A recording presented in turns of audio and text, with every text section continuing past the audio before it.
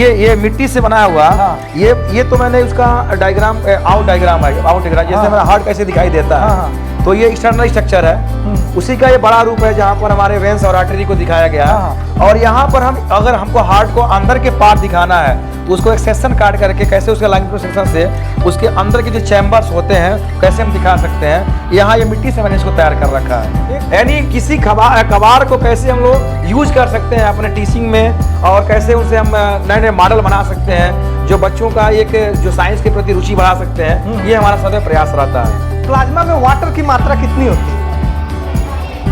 कई जगह 92 आता है, कई जगह 90, ठीक है 92। आरबीसी का जीवन काल कितने दिन का होता है? हाँ 120 दिन थे।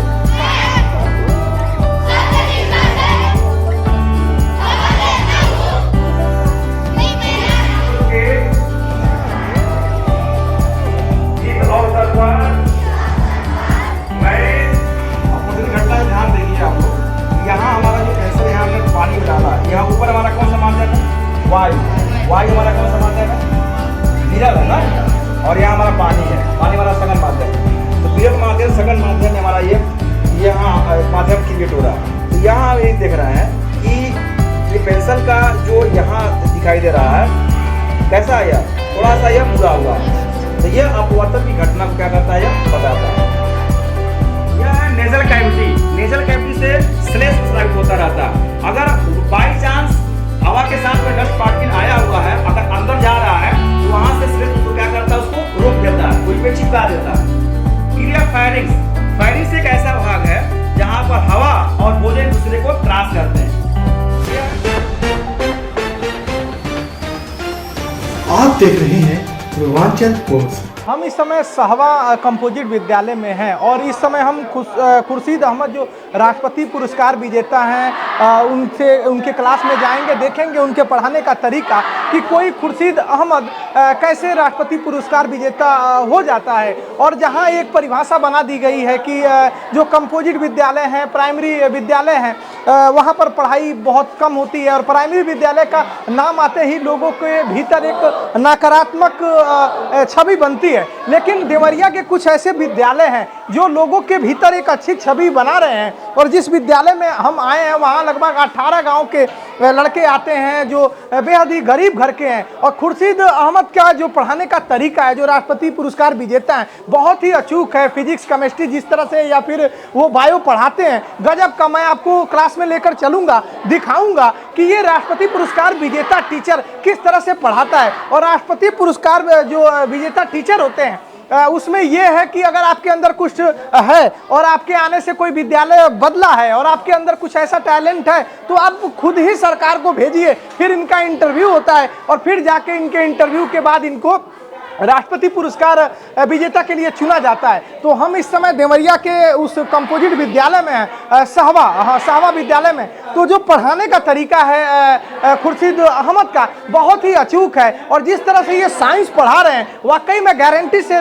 तो नहीं, लेकिन गारंटी से भी कह सकता हूँ जरूर इन बच्चों में से कुछ बच्चे भारत का नाम रोशन करेंगे, इस कंपोजिट विद्यालय का नाम रोशन करेंगे।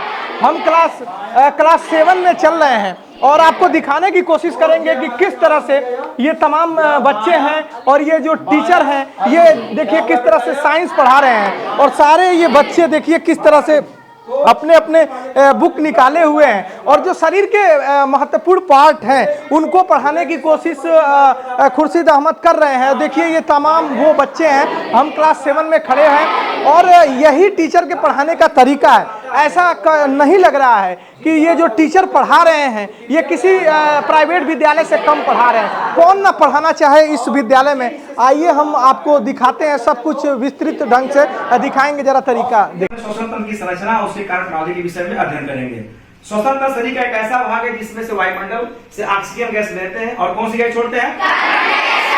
अब यह किन रास्तों से होते हुए गैसें एक दूसरे से क्रॉस करती है, कैसे जाती है, उसको हम जानेंगे। यह पहला जो भाग दिखाई दे रहा है इस मॉडल का, इसको कहते हैं नास्ट्रिल।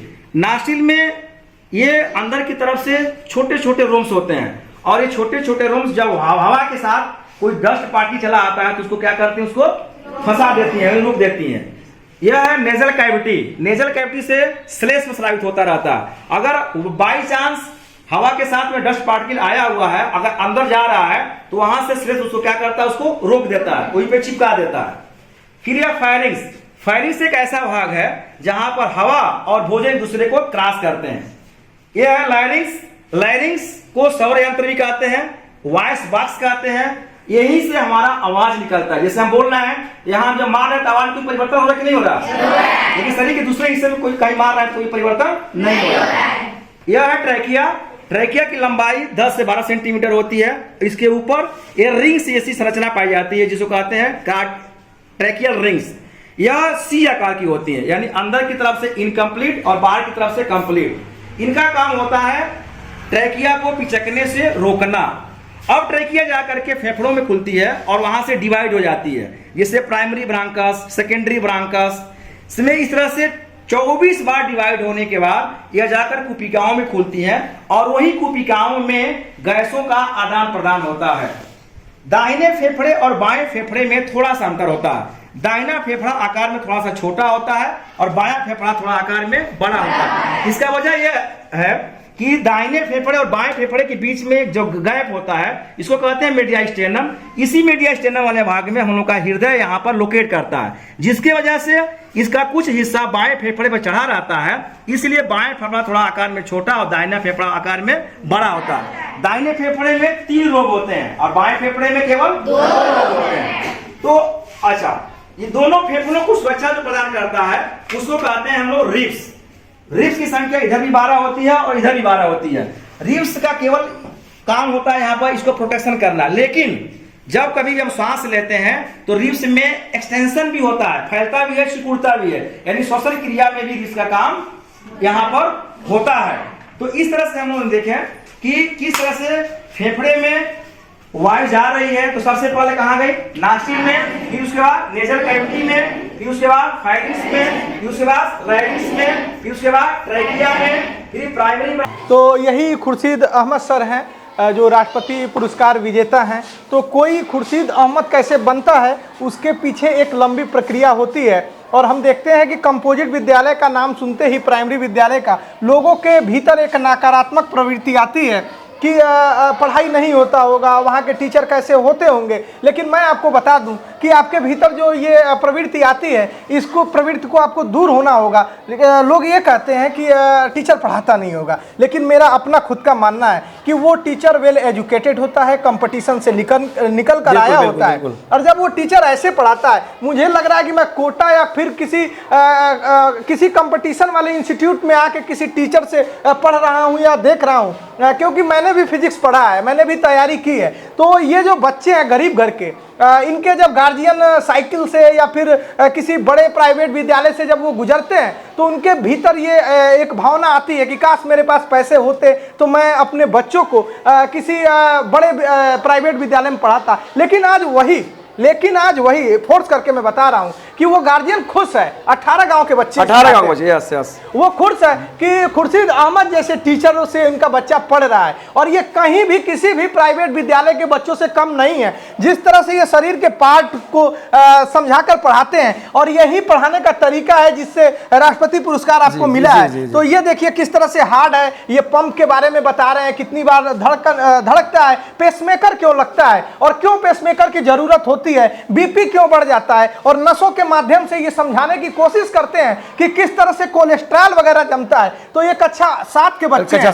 तो इस तरह का टीचर मैं ये गारंटी से कह सकता हूं कि अगर खुर्शीद अहमद की देखरेख में ये बच्चे जो ये गाइडलाइन तय करते हैं, अगर ये समझे, घर जाके वैसे फॉलो करे, तो गारंटी से कह सकता हूं ये बच्चे बहुत शिखर पे जाएंगे। आज पूरा ये क्षेत्र जो देवरिया जिला का, देवरिया का ये कौन सा ब्लॉक पड़ेगा सर, देसाई देवरिया का ये जो ब्लॉक पड़ेगा, असहवा, ये जो कंपोजिट विद्यालय, पूरा क्षेत्र खुश है जिनके जद में ये आता है। और लोग देखने आ रहे हैं दूर दूर से कि क्या पढ़ाने का तरीका है, काश ऐसा टीचर हमारे यहाँ होता। मैंने आपको दिखाया कि किस तरह से पार्वतीपुर एक करके विद्यालय है जहाँ 17 सेकंड में एक जो बच्ची 75 जिलों का नाम बता रही है, वो अकेले नहीं बता रही है, पूरा विद्यालय बता रहा है। और जो मैं अभी इंटरव्यू करके आया हूँ महुई में, वो टीचर कुछ अलग अंदाज में, अनोखे अंदाज में चालीसा या गा के वो वर्णमाला को पढ़ा रहे, उमा शंकर द्विवेदी। वैसे ही खुर्शीद अहमद सर के पास है। पहले तो सर आपका हमारे चैनल पे स्वागत है और पूरे पूर्वांचल पोस्ट टीम की तरफ से ढेर सारी शुभकामनाएं। धन्यवाद आपको और इन बच्चे के भविष्य को आप बहुत दूर तक ले जाएं, क्योंकि ये देश के भविष्य हैं और जहाँ शिक्षा होती है वहाँ ये भविष्य जो भारत का भविष्य है, हम इस कमरे के नीचे, छत के नीचे, और आप ही जैसे जो गुरु होते हैं, अगर ये पहले गुरु तो माँ बाप होते हैं, अगर कम पढ़े लिखे हैं तो सबसे बड़ी जो बात होती है, गुरु मार्गदर्शन देता है, रास्ता दिखाता है। तो आप दिखा रहे हैं और ये बच्चे कितने भाग्यशाली हैं कि वो उन टीचर से पढ़ रहे हैं जो राष्ट्रपति पुरस्कार विजेता है। सर ये कैसे आप कर पाते हैं, इसके लिए कितनी प्रैक्टिस आपको खुद घर पे करनी होती है? हाँ देखिए, क्लास में आने से पहले खुद प्रिपरेशन करना होता है और उसके लिए मैं घर पे खुद, चूँकि मैं बता दूं कि आफ्टर क्लासेस यानी स्कूल टाइम के बाद भी हमारे यहाँ बच्चे रुकते हैं। अभी आप देखेंगे 3 बजे के बाद जब छुट्टी हो जाएगी तो हमारे यहाँ नेशनल स्कॉलरशिप के लिए तैयारी कराई जा रही है, चाहे नवोदय क्लास के लिए। तो बच्चे 3 बजे से लेकर 4 बजे तक यहाँ रुकेंगे, उन बच्चों को पढ़ाया जाएगा। इसके बाद मैं घर पर जितने भी कुछ मॉडल या TLM दिखाई दे रहा लर्निंग मटेरियल, इनको घर पर मैं खुद प्रिपेयर करता हूँ। और जो इनके पास बुक्स हैं, बुक्स में खजाना भरा हुआ। इसके अतिरिक्त मुझे नेट से चाहे जहाँ से भी सुविधा मुझे मिल सकती है, इन बच्चों को ज़्यादा से ज़्यादा इनको बच्चों को दिया जाए, वह देने का प्रयास करता हूँ। तो मतलब एक टीचर जो होता है खुद जलता है और जल कर ही वो रोशनी कर सकता है। तो खुद मेरा अपना स्टडी करना घर पर और अगले दिन बच्चों को डिलीवर करना, ये मेरा खुद का मानना है। टीचर वही जो पढ़ के पढ़ाए। जी बिल्कुल। और आपने इतनी मेहनत की है, पेंट करना, हार्ट को कैसे आपने बनाया है। ये क्या सर? ये मिट्टी से बनाया हुआ। हाँ। ये तो मैंने उसका डायग्राम आउट डायग्राम जैसे मेरा हार्ट कैसे दिखाई देता है। तो ये एक्सटर्नल स्ट्रक्चर है, उसी का ये बड़ा रूप है जहाँ पर हमारे वेंस और आर्टरी को दिखाया गया है। और यहाँ पर अगर हमको हार्ट को अंदर के पार्ट दिखाना है तो उसको एक सेक्शन काट करके कैसे उसके लॉन्गिट्यूड सेक्शन से उसके अंदर के जो चैम्बर्स होते हैं कैसे हम दिखा सकते हैं। यहाँ ये मिट्टी से मैंने इसको तैयार कर रखा है। एक तो सीधे सीधे अगर समझ सकते हैं जी कि लोग कहते हैं कि मेरे हार्ट का नस ब्लॉक है, तो वहीं से सीधे समझ सकते हैं कि कितनी नसें, 3 नसें होती हैं सर।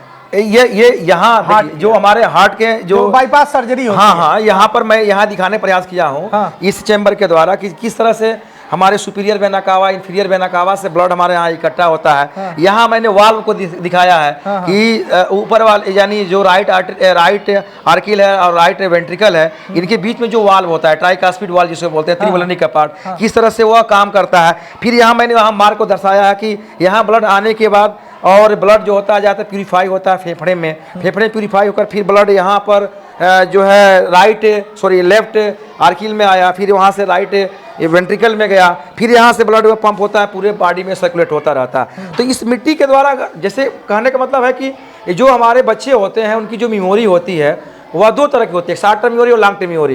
तो अगर बच्चों के बीच में इस हम TLM को पेश करके उन बच्चों के बीच में करते हैं तो इन बच्चों का विजुअलाइजेशन होता है और बच्चों का जो कॉन्सेप्ट होता है वो भी क्लियर होता है और बच्चे इसको काफ़ी दिनों तक याद करके रहते हैं, भूलते नहीं हैं। तो इसलिए बच्चों के बीच में TLM यानी बच्चों को पूरा उनको व्याख्या करने के साथ साथ में उनका विजुअलाइजेशन कराया जाए, ये प्रयास रहता है। और साइंस यही है कि मतलब बच्चे करके learning by doing, practical method से बच्चे। अभी मेरा आप लाइव देखेंगे जहाँ पर मैंने खुद उसको कहा जाता है अपनी भाषा में कबाड़ से जुगाड़, यानी किसी कबाड़ को कैसे हम लोग यूज कर सकते हैं अपने टीचिंग में और कैसे उनसे हम नए नए मॉडल बना सकते हैं जो बच्चों का एक जो साइंस के प्रति रुचि बढ़ा सकते हैं। ये हमारा सदैव प्रयास रहता है।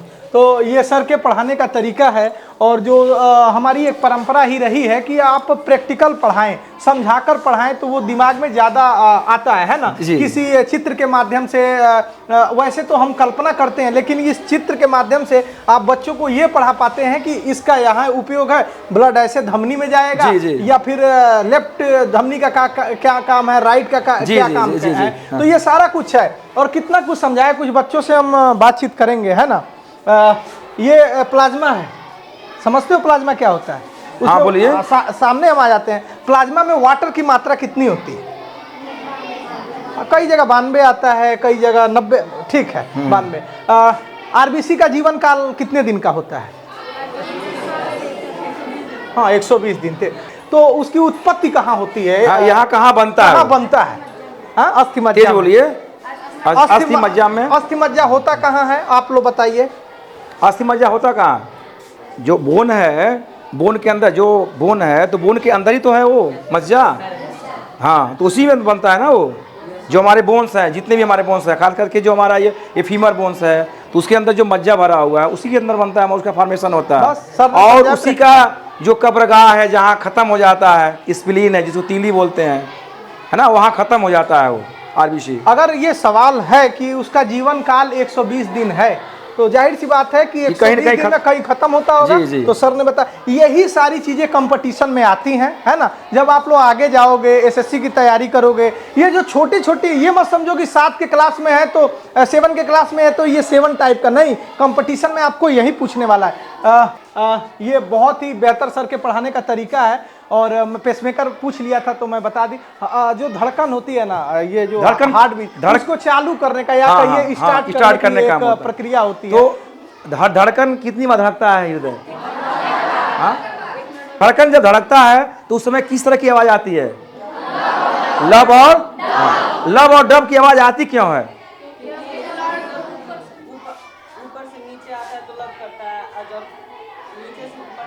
डब करता है, यानी ये जो वाल्व होते हैं वो खुलते हैं और बंद होते हैं ना, जैसे नल होता है, चकवाल होता है, पानी भरते हैं तो उसमें आवाज आता है। सबसे बड़ी हड्डी, सबसे बड़ी हड्डी कहाँ पाई जाती है? कहाँ पाई जाती है? सबसे छोटी कहाँ पाई जाती है?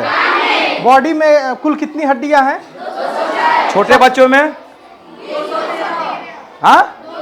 200। क्या है उसमें? छोटे बच्चों में अधिक होता है, बड़ों में कम हो जाता है। हाँ, कुछ हड्डियां आपस में जुड़ जाती है। हृदय कहाँ पाया जाता है? हृदय में कितने चैम्बर होते हैं? कौन कौन?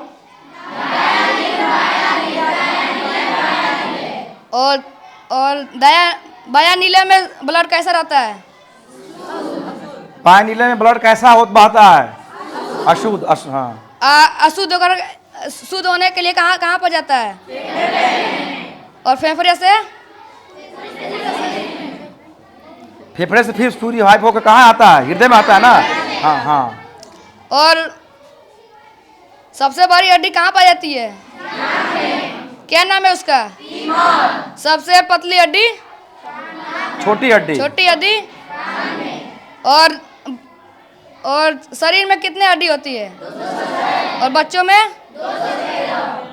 और आप बहुत टैलेंटेड बच्चे हैं।